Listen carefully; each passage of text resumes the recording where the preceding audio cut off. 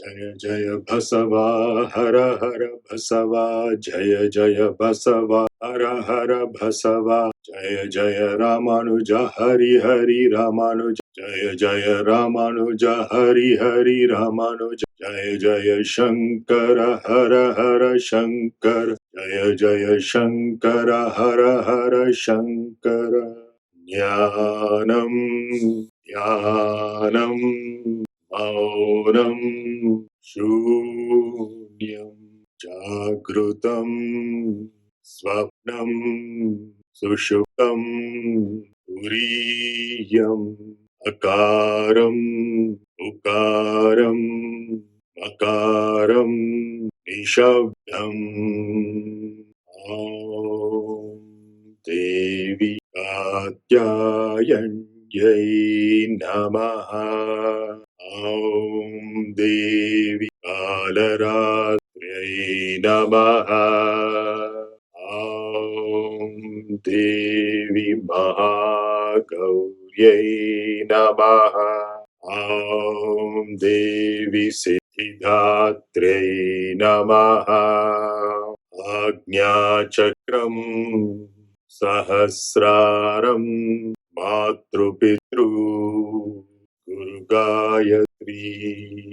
Namaskaram and Jai Hind, folks. We are the last league of the Roti Kapda Makan series. In Makan, our housing, our home, and the very basic principles which govern the takeaways in the previous two leagues remains the same here as well. Because if you look at ourselves as a five-dimensional, or the minimum five-dimensional personality or entity, then as you know very well by now, we are the physical body, the emotional mind, the intellectual intellect, the energy body, which is all about life and breath. Breath at its grossest form, prana, pana, vyano, udana, samana. At least 5 levels of prana, getting subtler and subtler. Which is why when we talk of the koshas, we don't jump from the annamaya kosha or the food sheath to the mind sheath or manomaya kosha. In between, we bring in the pranamaya kosha, even though it has subtler aspects, because it has 5 aspects within itself. This branches out into 5, and those 5 involve the gross breath of inhalation and exhalation that we take, all the way to buoyancy and many other aspects. We'll have a separate session on that. I think we covered a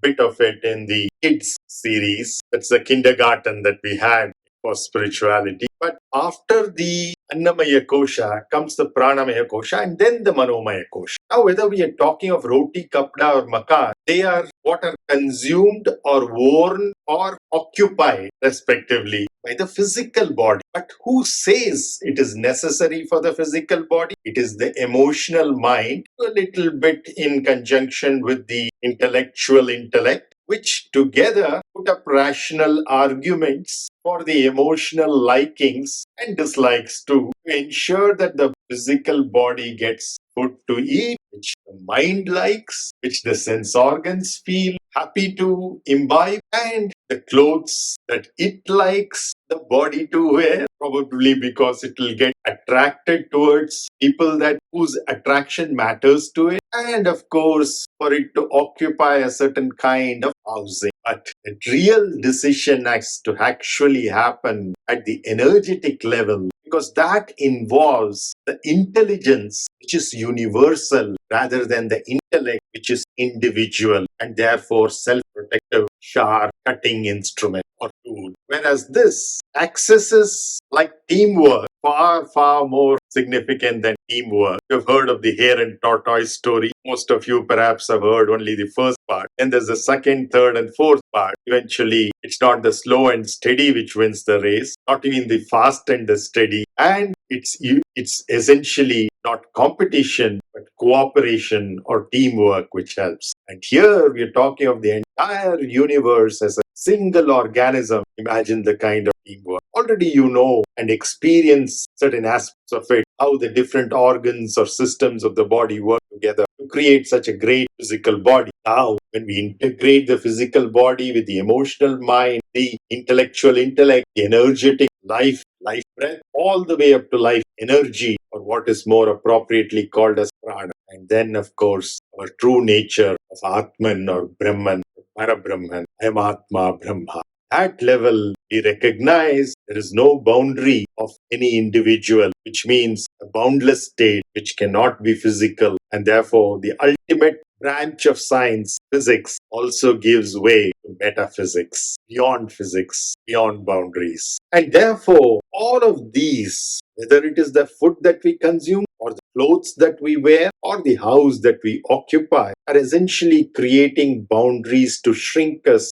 further, as if we didn't have enough koshas or sheaths or boundaries already embedded by our very nature, thanks to the kind of karmas that we have been involved with, actions, words, and thoughts over many lifetimes and up to this point in time in this life as well. Now, we saw natural foods are good. The roti section, where we had 2 episodes, we saw natural clothing like cotton, linen, etc., and which are loose, are good. If at all you want to have food and clothing, that is. Best being fasting on just air, water, and sunlight and wearing nothing. But then we saw in society we needed to consume food because of our conditioning, and we need to also wear clothing. Therefore, we chose the unstitched, uncut 2-piece or 1-piece, the minimum that is possible. So, what do you expect with housing? Obviously, it should be along the same lines, right? Truly speaking, we were never designed to be housed as a humankind. It's something that we got into on the way, and the businesses found it to be very attractive, and housing became another of the necessities. But over time, we started moving from, just like for clothing, we started moving from natural materials like cotton, linen, jute, and bamboo to artificial materials like nylon, polyester that we discussed last time. Even for housing, we started moving from wood, mud, sand, lime, from limestone, or the chemical lime, calcium carbonate essentially, and many other wonderful natural building materials which are made out of these. Like, for example, if you have 3 parts of sand with 1 part of clay and 1 part of straw, not hay, cake and rock, we're talking of straw, then you can have a wonderful composite so strong that it can last for many centuries, if not millennia, as many past architectural wonders have shown us. What does the cement industry and the construction industry have us believe? It's only with cement and with concrete consisting of chemical-based cements. Cement, the word itself just means to join, but in common parlance, it's been used with the chemical cements, and therefore, that's what is a terminology we shall use here as well. Now, that is the danger, because once that came in, we started building shapes of all kinds, even more so when the steel reinforcements came in.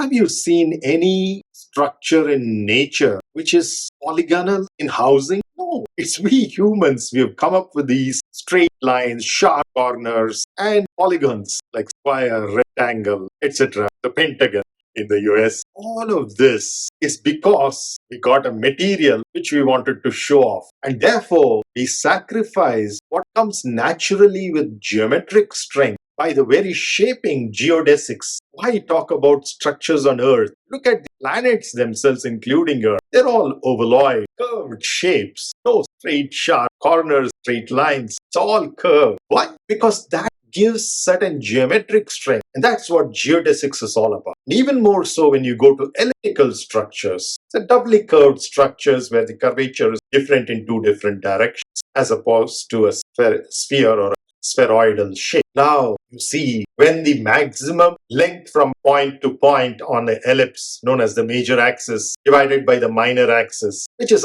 equal to 1 for a circle. Now, for the ellipse, because it's stretched in one direction, suppose it becomes approximately 1.618, then you have a golden ratio ellipse. Many of you who have studied Fibonacci sequences will be familiar with this number, approximately 1.618. And it's very significant in nature, much before the times of Fibonacci, and was very well known in Bharat, especially for man-made constructions. But even before that, well before that, many millions of years, nature has perfected it. whether it is seed distribution within a flower or leaf distribution on a tree and many other natural structures. The list is endless. Want of time, I'll not go through all of that, but you can check out the golden ratio, how frequent it is in nature. And nature has evolved over a much longer period of time than humankind itself, which is a part of nature. We think of ourselves as different from nature, but we are. Therefore, not only should we go for natural materials,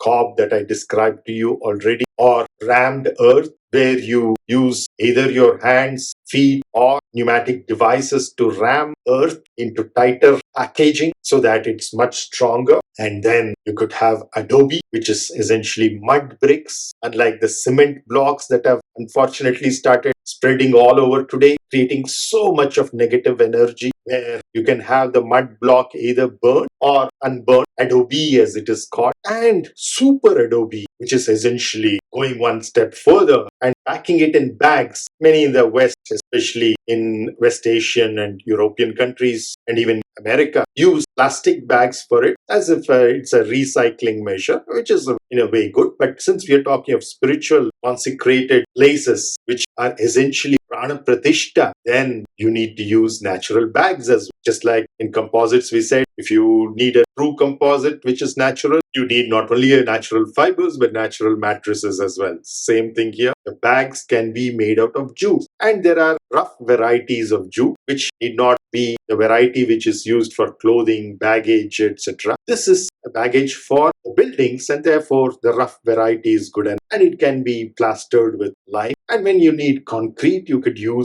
limecrete, that is, substitute the cement with lime and still have stones, etc., sand, etc., to create the concrete. So there are many different natural materials which are far more long lasting. The super adobe is also called as earth bag for the right reason, because the bag contains earth, which many Westerners degradingly call as dirt, but actually it is Mother Earth as we respect in our Bharat Desha. So one is to go for these natural materials, one is to go for curved geometries, doubly curved geometries, domes, spherical geodesic domes or ellipsoid domes of golden ratio, and have basements, because basements are like we are going into the womb of Mother Earth much before we die, because that's where a lot of spiritual energy can be extracted. So sunken rooms, which are allowed legally to a certain extent, and in terms of usage restrictions, there are a few. But for the spiritual practices, nothing as good as that. Though most people use basements for home theaters and things like that, or gyms. For that also, it's a great place, especially for gyms, but best for spiritual practices like meditation. That's why I started off with the dhyanam, which can be had by being Shiva only if you have already had the perception of the Devi, which is jnana. So jnanam leading to dhyanam, dhyanam leading to maunam, maunam leading to shunyam or nothingness. So there's a lot that can go on saying about housing and homes, but many of us have already built our homes. Whatever I said already is for those who are yet to build their homes or planning to build their homes. Can consider this option if spirituality is on their priority list. Natural materials and doubly curved geometries, so that you can leverage geometric strength and therefore don't need to depend so much on the material for the strength. And you can have materials which are far more enduring, stable, and strong. Enduring in the sense they can last for much longer than cement-based, concrete-based, steel-reinforced structures. And you don't need to take my word for it. There are numerous examples in Bharat and also many other countries which have an ancient culture where buildings which are 300, 400, 500, 1,000-year old even still perfectly standing. No cement structure or concrete structure or steel reinforced structure is going to last you for that long. Why do these last long? One is because of the natural materials with which you can exchange life energy, or what is called as prana pratishta. And the other is because of their utilization of geometric strength, which comes for free without bothering about the material which is used. Structural engineers are familiar with this concept of the geometric strength, but the layman and common man who has been made to forget these by vested business interests should be reminded of these again. Now, what if you cannot build out of these? You're already occupying a house. Many, again, vested interests called Vastu consultants have taken people for a ride, making huge changes, expensive changes to the housing. No, that's not necessary at all. So what if you've already built with cement and you've built straight walls? Well, we have marble over here for the ceiling, marble for the walls, marble for the floor. It's entirely natural materials over here. But many may not have that luxury because they may not have had the knowledge of this early on. And so therefore, we need to make sure that even already constructed houses with non-natural materials.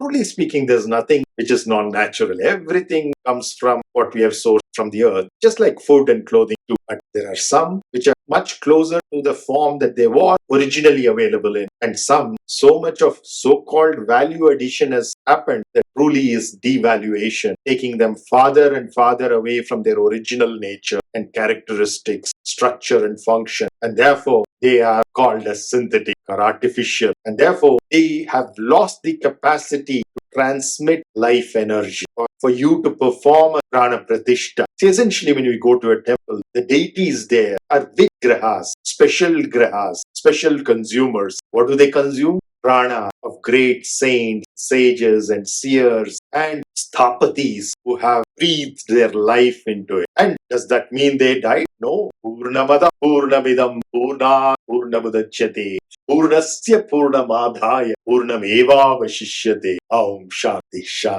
Shanti. Life energy is infinite because it's universal, and therefore how much ever you give, you still have infinity. Infinity minus infinity is still infinity. How many ever times you give, infinity divided by infinity tends to infinity, depending upon how fast the numerator and denominator tend to infinity. Now, therefore, you can cleanse and have positive life energy infused. What is this positive life energy? Is there something called negative life energy? Well, it's just a terminology to refer to what is known as kinetic energy and potential energy. I've talked about this in a little more technical detail for a different kind of an audience. You can go to katham.in and look up an audio file right on the top in the right corner where I talk about VAM for student life and the mechanics of student life. It's wonderful, interesting analogy of the Lagrangian, etc. Let me not go into the same details here. But essentially, it's the dynamic energy, what we call as the kinetic energy, and the latent energy, which is not accessible, which is the potential energy, which is essentially rajas and tamas, respectively. Rajas is your kinetic energy. Tamas is your potential energy, latent. It's a death energy. Rajas is your life energy. Now you want to maximize this difference and access as much as possible from the death energy. And that's precisely what we are trying to do out here. Whether it is in terms of moving away from highly processed fast foods to natural foods, preferably salads, fruits,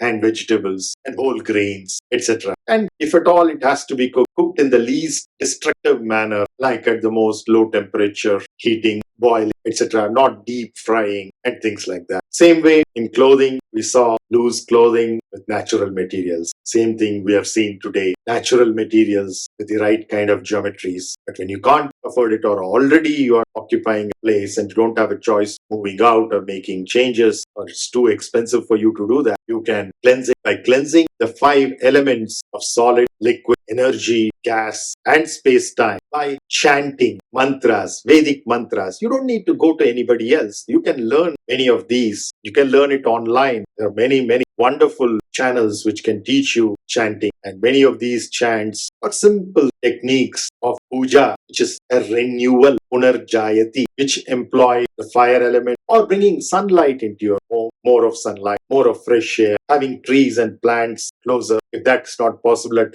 least indoor plants. So things like that, purified water, purified air, breathe. So essentially, you're opening up the space because these are blocking, whether it is wood or whether it is soundproofing panels or other dampening structures, many things which tend to absorb the energy. Even the electric signals, the electromagnetic signals, the Wi-Fi signals, internet, all these things you need to compensate for because you can't live without them in today's lifestyle when your work might require it or your study might require it. No harm. Let's continue with that. But let's also do these things in parallel so that the harmful effects of these can be compensated for, mitigated. at least minimized, if not completely eliminated. This, we conclude this episode on housing. Om Namah Shivaya. This week was Basava Jayanti on Tuesday. Today, Thursday, is Ramanuja Jayanti. And tomorrow, Friday, is Shankara Jayanti. Three wonderful human beings whom I recollected with the bhajan right at the beginning of this episode, in case some of you were wondering what it was. Hari Om Namah Shivaya.